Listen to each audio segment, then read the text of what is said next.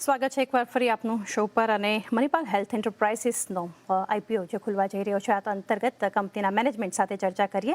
અત્યારે આપણી સાથે જોડાઈ રહ્યા છે દિલીપ જોઝ કે જેઓ કંપનીના મેનેજિંગ ડિરેક્ટર અને ચીફ એક્ઝિક્યુટિવ ઓફિસર છે અને સાથે મणिपाल हॉस्पिटल्सના समीर अग्रवाल के जो ग्रुप सीएफओ है.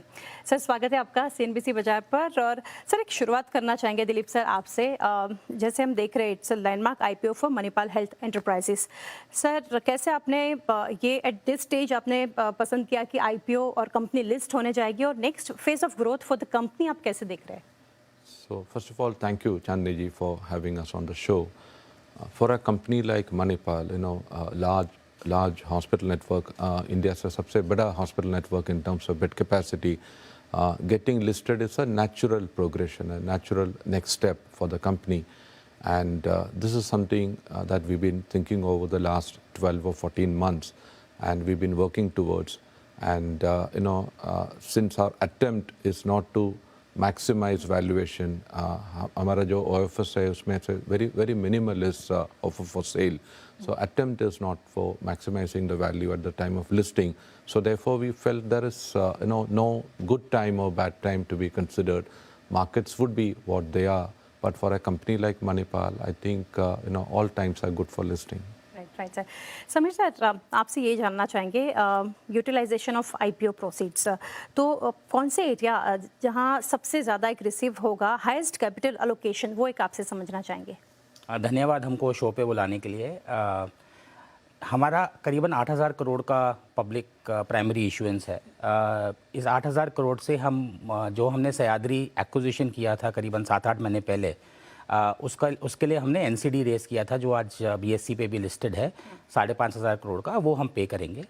10% ऑफ सह्याद्री अभी हमको पेमेंट करनी बाकी है, वो करेंगे, और कुछ एक्रूड इंटरेस्ट. तो करीबन 6-6,500 crore out of the 8,000 crore उसमें चला जाएगा. बाकी 1,500 करोड़ कंपनी के कैश में ऐड होगा जो कि जनरल कॉर्पोरेट पर्पस के लिए है. वो हम कंपनी के फ्यूचर ग्रोथ के लिए यूटिलाइज करेंगे. जैसे चीज़ें आज स्टैंड करती हैं, हमारे पास करीबन 7,500 करोड़ का नेट डेट है, 10,000 करोड़ का ग्रॉस और 2,500 करोड़ कैश है. तो ये एक्चुअली इशुएंस करने के बाद ये कंपनी नेट डेट ज़ीरो हो जाती है. तो ये बैलेंस शीट बहुत स्ट्रांग हो जाती है जो हमारे पास फ्यूचर का जो हमारा ग्रोथ पोटेंशियल है उसको पूरा करने के लिए, जो कि शेयर होल्डर्स और आगे चल के इन्वेस्टर्स के लिए भी बहुत फ़ायदेमंद रहेगा. जी दिलीप सर, एक ये जानना चाहेंगे company has grown through combination of organic expansion and acquisitions. Going forward which strategy will be the biggest growth driver for you?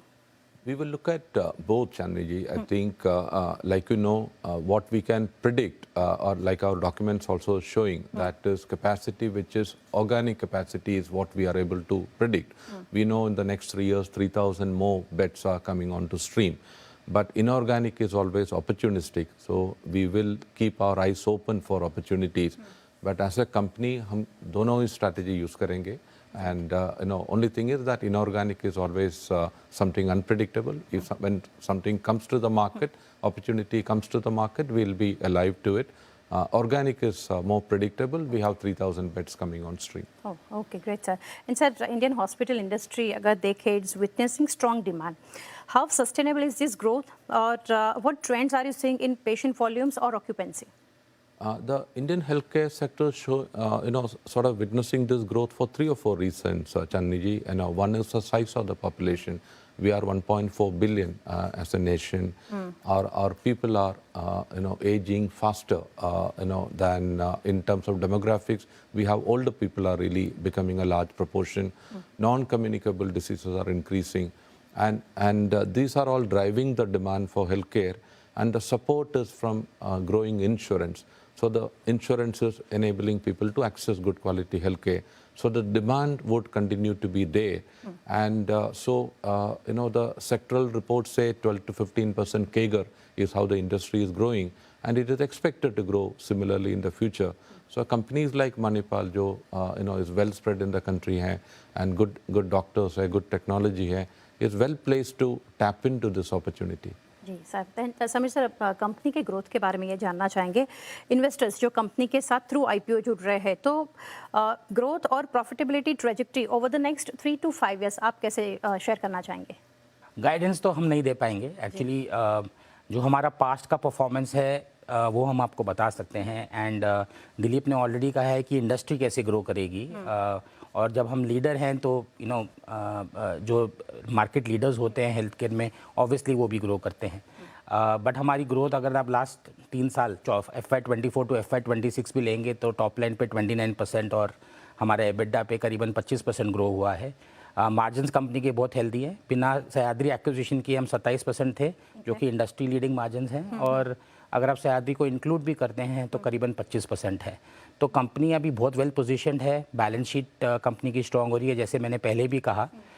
और जैसे दिलीप ने कहा 3000 बेड और ऑपरेशन जो हमको दिखते हैं, जो हम एग्जीक्यूट कर रहे हैं, वो अगले 3-4 साल में आएंगे। तो आई थिंक सो कंपनी बहुत वेल पोजीशन्ड है, चाहे वो फाइनेंशियली हो या क्लिनिकली हो, जैसे दिलीप ने कहा, या टेक्नोलॉजी हो, टू टैप इनटू द जो ग्रोथ अपॉर्चुनिटीज़ इस सेक्टर में आएंगी।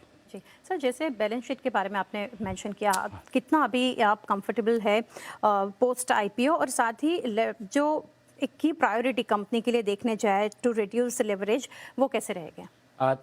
जैसे मैंने कहा था, हमारा करीबन 10,000 करोड़ का ग्रॉस डेट है एज ऑफ टुडे।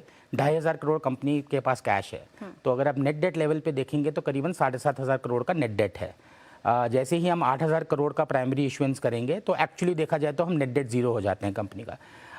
इसमें से सह्याद्री डेट तो हम जरूर रिपे करेंगे क्योंकि उसका इंटरेस्ट रेट थोड़ा हाई है, तो वो बेनिफिट इमीडिएटली पैट में मिलेगा जैसे ही हम उसको रिपे करेंगे। बाकी का जो डेट है वो स्ट्रेटेजिकली हम देखेंगे। अगर हमारे पास अपॉर्चुनिटीज़ नहीं है एक्विजिशंस या किसी की, तो हम और डेट पे डाउन कर सकते हैं। नहीं तो वो पैसा हम हमारा जो आज का स्ट्रैटेजी है, हम यूज़ करना चाहेंगे कंपनी को ग्रो करने के लिए। हम ऑलरेडी काफ़ी पैन इंडिया है, बहुत सारे ऐसी जगह है इंडिया में जहाँ अभी क्वालिटी बेड्स नहीं है, वहाँ हम जाना चाहेंगे। तो we may utilise the cash to maximise shareholders value by growing the company. Ji sir. Dilip sir, medical tourism और एडवांस टेरिटरी सर देखें तो टेरिटरी केयर अभी रैपिडली ग्रो होता हम देख रहे हैं, तो कंपनी की अगर बात करें, how company is positioning itself to capitalise on these opportunities? So Chandni ji, 65% of our revenue approximately comes from what we call centers of excellence: cardiac, ortho, oncology, neuro, renal sciences. I think that is where we have differentiated capabilities, high-end technology, highly skilled doctors and nurses, and that would be the focus. That we even all the acquisitions that we have done in the past, I think our priority with all the acquired assets have been to look at how we can transform those entities to do the highest end of clinical work. So that would remain the focus. Okay. And Samir sir, on valuation, कैसे आप justify कर रहे हैं IPO valuation को, और कौन से financial matrix जो है इन्वेस्टर्स को यहाँ से ध्यान में रखना चाहिए, फोकस होना चाहिए व्हाइल एवल्यूएटिंग द कंपनी? बहुत अच्छा सवाल पूछा आपने इन्वेस्टर्स के लिए। आई थिंक सो जो हेल्थ केयर है आज की डेट पे एबिडा मल्टीपल्स पे वैल्यू होती है। करीबन हमारा अगर आप वैल्यूएशन देखेंगे तो करीबन 29 टाइम एबिडा करंट ईयर के वैल्यूएशन पे है। बट जो ये वैल्यूएशन आई है, ये एक बड़ा कंसोलिडेटेड प्रोसेस होता है जिसके अंदर सारे जितने भी हमारे बैंकर्स हैं उनका फीडबैक आता है, जो इंस्टीट्यूशनल इन्वेस्टर्स हैं उनसे जो मिलके बात होती है, जो मार्केट कंडीशंस होते हैं और जो पीयर कंपैरिजन होता है, ऐसे मिलजुल के एक हमारी आईपीओ कमेटी है वो बैठती है इनके साथ, और उस हिसाब से वैल्यूएशन एक्चुअली आया है। बट ये काफ़ी डिस्काउंटेड है। अगर आप 29 टाइम्स भी अगर आप मल्टीपल लेंगे तो अगर आप कंपेयर करते हैं हमको पीयर्स के साथ, तो ये काफ़ी डिस्काउंटेड है। तो ये इन्वेस्टर्स के लिए एक अच्छा ऑप्शन है। और दिलीप सर, अगर देखें competition intensify among listed hospital chains, तो सर क्या आप कैसे बिलीव कर रहे हैं is Manipal's health biggest competitive advantage, वो क्या रहेगा?